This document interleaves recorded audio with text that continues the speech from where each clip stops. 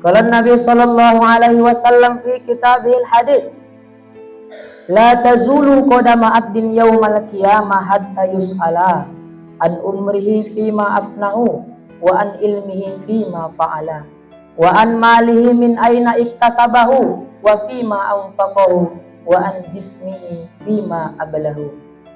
Qala Allah Ta'ala fi hadis qudsi, inni anallahu la ilaha illa ana, man aqarra li bitauhidi dakhala hisni wa man dakhala hisni amin amin azab. Sadaqallahul azim wa sadaqa Rasulullahil karim. Alhamdulillah, jamaah salat Jumat yang dimuliakan oleh Allah Subhanahu wa taala. Marilah sama-sama kita meningkatkan kualitas ketakwaan kita kepada Allah Subhanahu wa taala.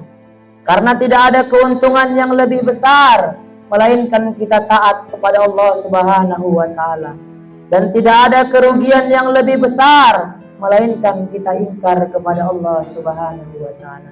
Kadang keuntungan di dunia, kita berdagang, bertani, berjualan, mendapatkan untung yang sangat besar, kita sangat bahagia sekali, senang sekali, bahkan kita merasa kitalah manusia yang paling bahagia di kala itu. Namun hadirin yang mulia, ketahuilah, keuntungan itu tidak seberapa, keuntungan itu tidak ada apa-apanya.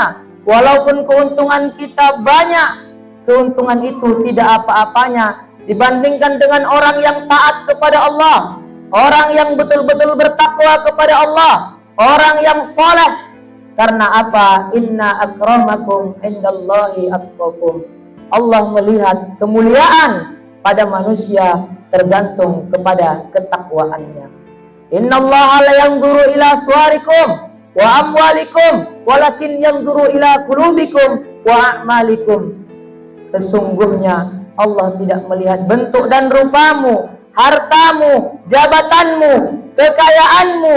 Allah hanya melihat hati dan amalmu.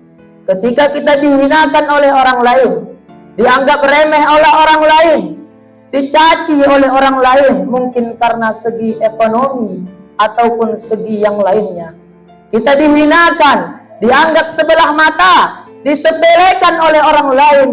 Ketahuilah hadirin bahwa Allah memuliakan kita selagi kita taat kepada Allah Subhanahu wa taala. Jangan bersedih apabila kita dicaci, dihina karena faktor dunia. Karena apa?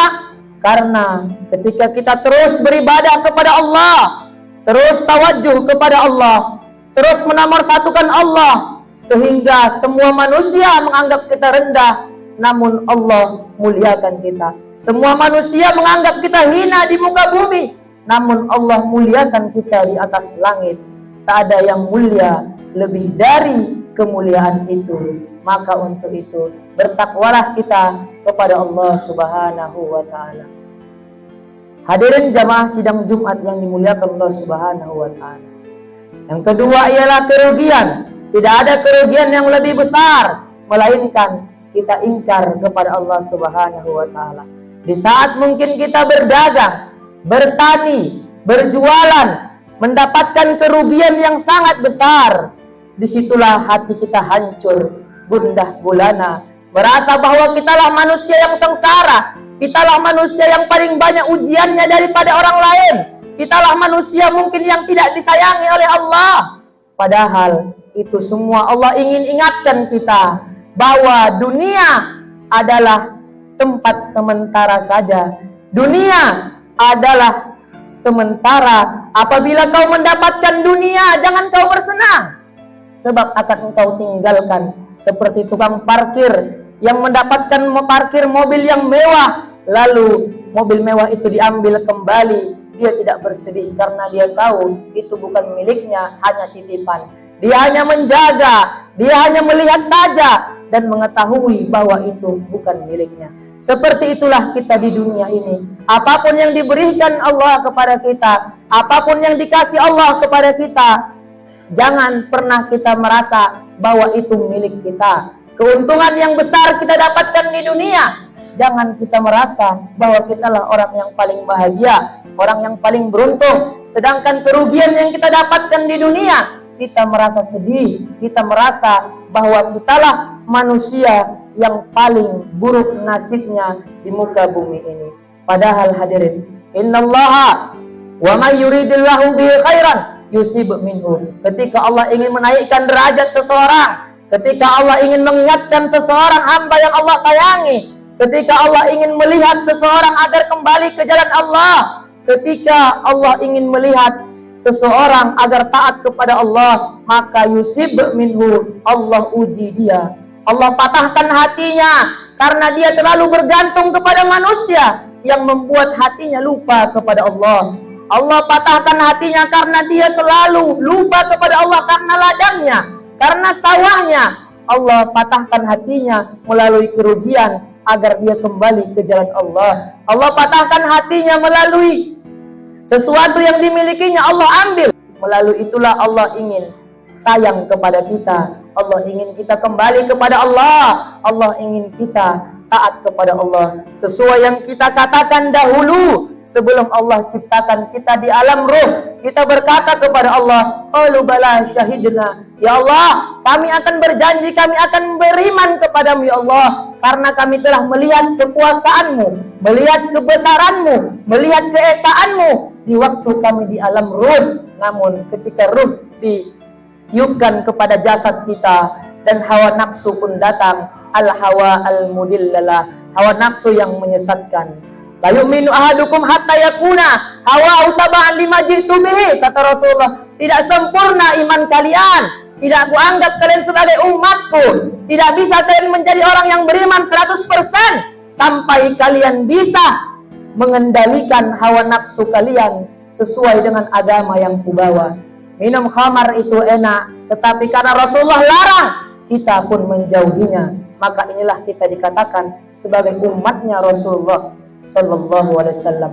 Berjudi mungkin enak bagi kita, tetapi karena Rasul melarang, mengharamkan, maka kita pun menjauhinya.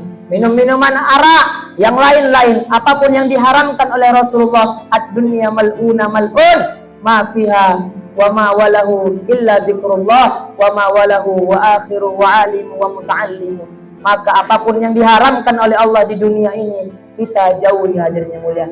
Disitulah kita membuktikan bahwa apa yang pernah kita katakan waktu di alam ruh, kami akan beriman kepadamu ya Allah, kami akan taat kepadamu ya Allah, karena kami telah mengetahui, melihat, menyaksikan keesaanmu ya Allah. Namun ketika kita diciptakan ke muka bumi ini, kita banyak yang berdusta, banyak yang berbohong, banyak yang meninggalkan sholat, banyak yang berpuasa, banyak yang tidak berpuasa, banyak yang melanggar larangan Allah, banyak yang melanggar larangannya Rasulullah Sallallahu Alaihi Wasallam. Maka cocoklah kita disebut sebagai pendusta. Kalau orang membohongi sesama manusia, dia berdusta, itu adalah dusta yang kecil. Qulil haqqa walau kana murran, berkatalah yang benar walaupun pahit, berkatalah yang benar walaupun di kalangan kita adalah orang-orang yang jahil. Katakan yang hak itu hak, yang batil itu batil. Walaupun kita diancam, walaupun kita diteror, walaupun kita dibunuh, tetap katakan yang hak itu hak. Karena apa? Itulah menandakan kita betul-betul hamba Allah Subhanahu wa ta'ala. Maka ketika berbohong kepada manusia itu disebut adalah pembohong yang kecil. Namun kita berbohong kepada Allah Subhanahu wa ta'ala yang dulu kita diciptakan di alam roh, kita mengakui bahwa kita akan beriman kepada Allah Subhanahu wa ta'ala. Namun hadirin yang mulia, saat ini banyak manusia yang ingkar kepada Allah Subhanahu wa ta'ala. Itulah pendusta yang besar, pembohong yang besar. Dia sudah lupa kepada siapa yang menciptakannya. Dia lupa kepada apa yang Allah perintahkan untuknya, sehingga nanti nyawanya di ujung tenggorokan, nyawanya di ujung ubun-ubun, dia baru merasa ternyata hidupku di dunia tidak ada gunanya. Ternyata hidupku dulu banyak yang sia-sia. Ternyata hidupku dahulu banyak melanggar perintahnya dan banyak melanggar larangan Allah Subhanahu wa ta'ala. Sehingga dia pun menyesal, ya Allah, di saat ingin sakaratul maut, dia menyesal bahwa seandainya dia disehatkan kembali, dikuatkan kembali jasadnya, diberikan kembali waktu untuk beribadah, untuk hidup, maka dia akan gunakan waktu itu untuk beribadah tanpa melupakan Allah. Namun hadirin yang mulia, saat itu sudah terlambat. Tiada lagi kata taubat, tiada lagi kata maaf. Karena apa? Satu yang kita harapkan, man mata wa huwa ya'lamu annahu la ilaha illallah dakhala al-jannah. Man syahida an la ilaha illallah yusaddiqu qalbuhu lisanahu dakhala min ayyi abwabil jannati sya'. Yang bisa menyelamatkan kita di saat itu ialah anak yang soleh. Yang bisa menyelamatkan kita di saat itu ialah kalimat la ilaha illallah. Qul la ilaha illallah tuflihu. Tapi di saat sakaratul maut kita ingin diselamatkan oleh kalimat la ilaha illallah. Namun ketika kita ingin mencakapkan, ketika kita ingin mengatakan kalimat yang mulia la ilaha illallah, ketika anak-anak kita pun mentalkin kita agar mengucapkan kalimat la ilaha illallah, namun berat rasanya bagi kita. Karena apa? Menahankan sakaratul maut yang lebih sakit daripada kambing yang dikulitin hidup-hidup. Keringat dingin kita, keringat dingin sampai seandainya satu lautan, bahkan seluruh lautan dicampuri dengan es yang begitu banyak, dengan salju ditumpahkan kepada manusia yang ingin sakaratul maut, maka tidak akan sedikit pun mengurangi panasnya, sakitnya sakaratul maut. Sangkinkan panasnya sakaratul maut itu, sangkinkan sakitnya sakaratul maut itu. Sekarang kita lupa kepada Allah, namun hari itu pasti akan kita jalani. Sakaratul maut itu pasti akan kita terima, mau nggak mau, terima nggak terima, siap nggak siap. Kalau Allah sudah katakan mati, maka matilah kita. Kemanapun kita berondok, kemanapun kita pergi, sebanyak apapun harta kita, sebanyak apapun jabatan kita, setinggi apapun jabatan kita, malaikat tidak peduli selagi kita orang yang ingkar kepada Allah, selagi kita orang yang paling lupa kepada Allah, maka malaikat akan menyiksa kita dengan sakitnya sakaratul maut. Seperti Fir'aun kurang kaya apa, kurang terhormat apa Fir'aun, namun karena dia ingkar kepada Allah, Allah hinakan matinya. Semoga itu kita tidak tergolong menjadi orang-orang yang dihinakan oleh Allah Subhanahu wa ta'ala matinya. Maka untuk itu marilah kita bertaubat sebelum datangnya ajal kita. Marilah kita bertaubat kepada Allah Subhanahu wa ta'ala sebelum terlambat. Hadirin yang mulia, malaikat maut mencabut nyawa kita, meringankan sakaratul maut kita hanya karena satu saja, yaitu karena ketaatan kita. Ketika kita taat kepada Allah di dunia, ketika kita taat kepada Allah, saleh, beribadah kepada Allah, takut kepada Allah selama kita hidup, maka sakaratul maut kita pun akan diringankan. Dan itu pernah terjadi pada Sayyidina wa Maulana Muhammadin sallallahu alaihi wasallam, yang itu sakaratul mautnya 70 kali diringankan oleh Allah Subhanahu wa ta'ala daripada sakaratul mautnya orang-orang biasa.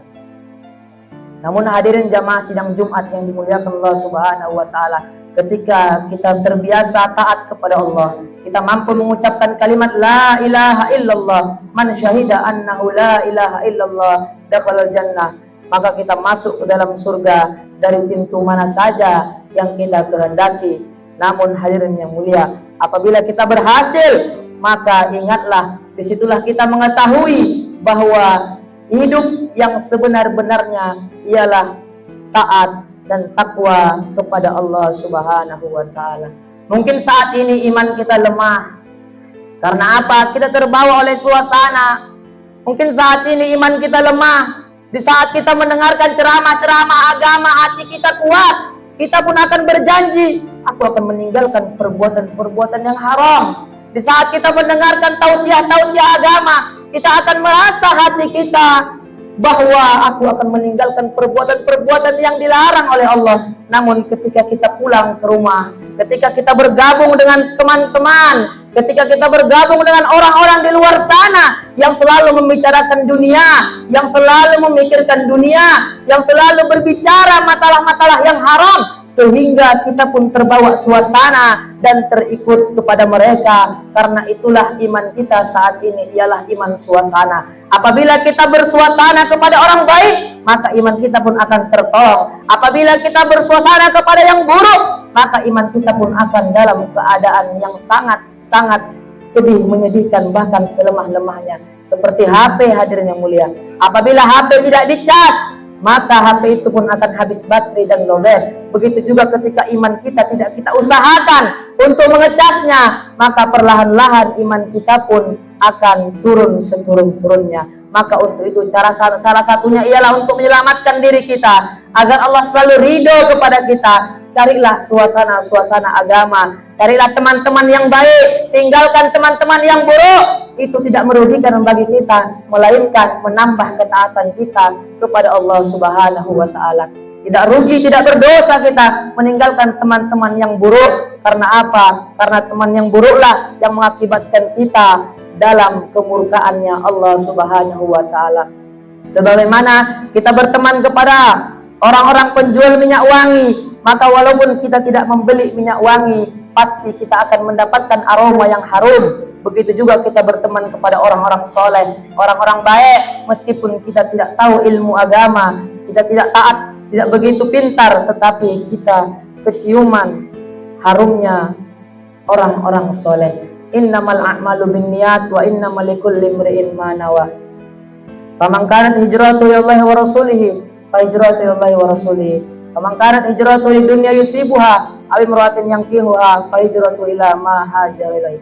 Maka kita perbaiki niat kita, dan semoga Allah Subhanahu wa taala di Jumat yang sangat-sangat cerah, yang sangat-sangat mulia ini, semoga Allah Subhanahu wa taala kumpulkan kita di surga kembali setelah kita berkumpul di masjid yang kita cintai ini. Maka hadirin yang mulia, sekarang sudah memasuki bulan Rajab, maka untuk itu marilah sama-sama kita meningkatkan ketakwaan kita kepada Allah, dan marilah kita berpuasa. Agar apa? Agar Allah ingin melihat bagaimana ketaatan kita, buktikan dengan perbuatan kita, yaitu berpuasa sesuai dengan yang disyariatkan di dalam agama kita. Barakallahu li wa lakum fil Qur'anil azim wa nafa'ani wa iyyakum bima fihi minal ayati wa dzikril hakim wa taqabbal minni wa minkum tilawatahu innahu huwas samiul alim wa qur rabbighfir warham wa anta arhamur rahimin.